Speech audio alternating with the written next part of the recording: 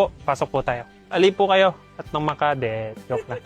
At nang makita niyo po yung bahay po namin. Kaso no entry naman. Sabi no entry. Hindi, huwag kayo maniwala dyan. Ako lang naman yung pipigil sa inyo.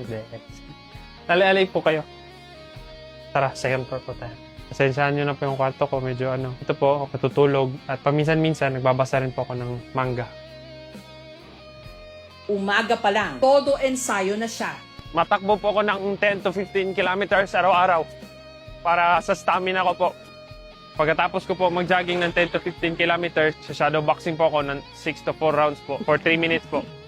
Tapos magsi-sit-ups po tayo ng 1,000 sit-ups po. Tingnan mo nyo ho, yung t-shirt ni Emma, no? Jesus is King.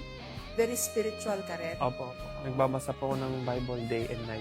The spirituality of Pacquiao. Gaya ng kanyang ama, religyoso rin si Eman. Pastora sa kanilang simbahan ng kanyang ina, habang siya, musician.